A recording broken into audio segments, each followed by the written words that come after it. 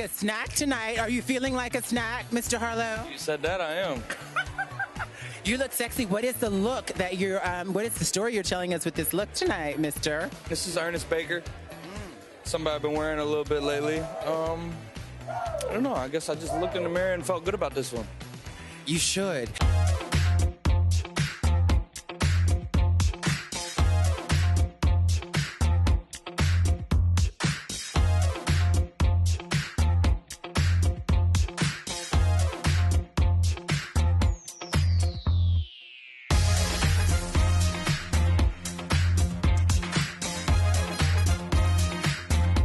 Taylor fans know this former couple all too well. Exes Taylor Swift and Harry Styles were both in attendance during the 2023 Grammy Awards at Los Angeles Crypto.com Arena on February 5th, and Taylor had the sweetest reaction after her former flame won the first award of the night. When Harry was announced winner of Best Pop Vocal Album for Harry's House, Taylor immediately jumped to her feet to give a standing ovation. The pop star was smiling from ear to ear and clapped as Harry made his way up to the stage to give his acceptance speech. Harry, who dated Taylor from 2012 to 2013, beat fellow nominees ABBA, Adele, Coldplay, and Lizzo for the honor. Additionally, the pair were seen chatting with each other during the ceremony, with reports from inside the show saying that Taylor and Harry hugged and spoke during Steve Lacy's performance. Raquel Stevens is finally addressing the backlash to her role in Selena Gomez's documentary, My Mind in Me. The pop star's BFF was featured throughout the Apple TV Plus special, which documents Selena's life from 2016 to 2020. But since its release in November, Raquel has come under fire for several tense scenes, including one in which she questions why Selena doesn't want to attend a friend's birthday. You think I'm ungrateful for it? No, I don't think you're ungrateful. I just feel like you've been so down kind of the past couple days. So I'm trying to figure out what's going on. We had the most amazing week in Africa. I know. I'm just waking up. You've heard me tell everybody how much I love London. What else do you want from me? Nothing. But now Raquel is shaking off the criticism and sharing her perspective during an interview on the Chicks in the Office podcast. I think what it's a good reminder of is that when people are scrolling through Instagram or they're scrolling through TikTok or you're watching a documentary, you're getting a small glimpse into someone's life. You're not seeing the full picture. Khloe Kardashian confirms her relationship status in a new message. The reality star is responding to a tweet from a fan inquiring about her dating life, asking who's your man currently. Khloe writes back saying, "Who has time for a man, LOL. I have a 6-month-old baby." The mom jokes that she and her 4-year-old daughter, True, are also, quote, sickly codependent on one another, though she adds, "I secretly love it." She then doubles down on the dating answer, saying, "No, but for real. No man right now. He's in my prayers too." Coco also takes to Instagram to post a couple of cryptic quotes, including one that says, "Stop feeling bad for doing what's best for you," and another that reads, "I spent enough time on things that never felt right. I'm listening to my soul now." LeBron James' history-making moment was indeed a slam dunk. During his game against the Oklahoma City Thunder on February 7th, the Los Angeles Lakers player broke Kareem Abdul-Jabbar's record of 38,387 points to solidify himself as the NBA's all-time leading scorer. And following the momentous occasion, the 38-year-old also scored some congratulatory messages. In a star-studded video shared by NBA on TNT, Rihanna pays homage. My favorite thing about being a LeBron James fan is just watching you prove yourself over and over again against all odds and all doubt. As do Kendrick Lamar, Drake, and Snoop Dogg. It's always fun watching the Lakers get it done. Meanwhile, many fellow sports greats celebrate the milestone, with Charles Barkley noting this is one of the greatest accomplishments in sports history, and Magic Johnson telling LeBron, "You changed the game of basketball." Elsewhere, others cheer on LeBron on social media, with Adele writing on her Instagram story, "Incredible," and Dwayne Wade sharing footage from the moment, along with "We're all witnesses."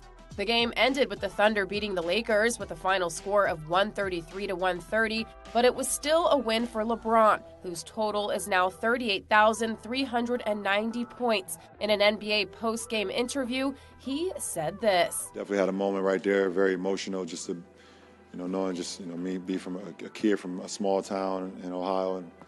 ABC News producer Dax Tahara's official cause of death is revealed. A little more than a month after Dax's death at the age of 37, the New York City Office of Chief Medical Examiner confirms to E! News that his cause of death was, quote, asphyxia due to obstruction of airway by food bolus, complicating acute alcohol intoxication. According to the Chief Medical Examiner Office, the manner of his death has been ruled an accident. In late December, ABC News President Kim Godwin confirmed Tahara passed away in a memo to staff, per The Hollywood Reporter. According to the outlet, she stated in her December 24th message that the executive producer suffered a heart attack the day before, and added, as EP of This Week with George Stephanopoulos, Dax's energy, passion, and love for that show, ABC News and You, shined every Sunday morning. That same love was extended to his precious girls. Dax is survived by wife Veronica and their 2 daughters, 2-year-old Sophia and 7-month-old Ella. Allison Holker is taking steps to control Stephen Twitch Boss's estate after he died without a will. On February 8th, the former So You Think You Can Dance star filed a California spousal property petition, partly to prove that she is actually the wife of the person who passed away. In court documents obtained by E! News, Allison's legal team points out that the couple was married on December 10, 2013, and Stephen resided in California during the entire length of their marriage. Court documents also state that the Ellen DeGeneres Show executive producer did not receive any property through a gift, joint tenancy, life insurance, or any other beneficiaries after their wedding date. According to the filing, Allison is asking for a determination of property passing to the surviving spouse, as well as confirmation of property belonging to the surviving spouse. She is seeking half of her husband's community property, including his eponymous production company's investment account, as well as royalties from his work with Disney and the Screen Actors Guild. Stephen died by suicide at age 40 on December 13, 2022. The Super Bowl is only days away, and we all have Rihanna on the brain.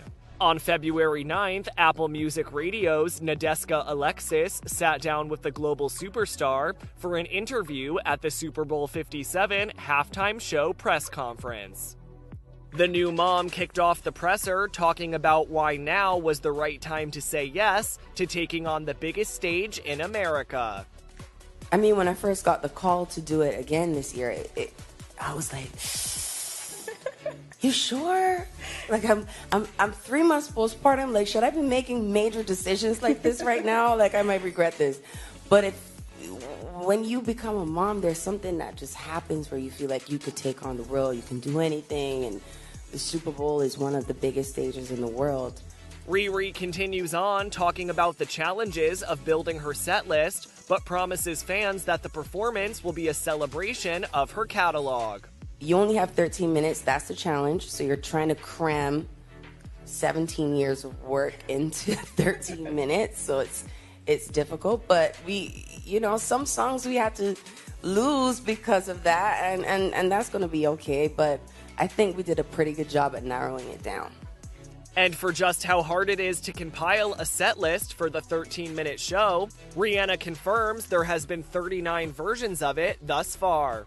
Britney Spears' inner circle is concerned for her well-being amid a stalled intervention. According to TMZ, who cited multiple sources with direct knowledge, the 41-year-old has been struggling with her mental health and taking meds that allegedly, quote, hype her up. Sources told the outlet Britney has been flying off the handle with increasing regularity and is not taking the medications that stabilize her. The behavior caused some of her inner circle to consider an intervention. TMZ reports there were plans to take Britney to a rented house in Los Angeles where her husband Sam Asghari, her manager, an interventionist, and doctors would be present and attempt to convince her to get help.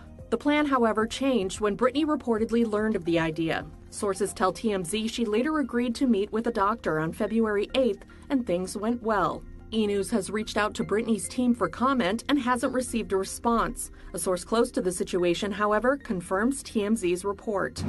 New York Fashion Week has arrived and your favorite celebs are showing up in style. Here's a look at the stars taking over the front row of every show and party this year. Christian Siriano showcases his Fall/Winter 2023 collection with a front row that makes us want to do the Lilo. Lindsay Lohan stuns alongside Abbott Elementary star and creator Quinta Brunson and actress Julia Stiles. The Victor and Rolf Flower Bomb Party at Jeans in the East Village features Emily in Paris star Ashley Park as well as model Emily Ratajkowski. The one and only Saks Fifth Avenue, New York kicks off the big week with attendees Nikki Hilton, Emma Roberts, and Julia Fox, as well as hitmaker Charli XCX, who even takes the stage for a special performance.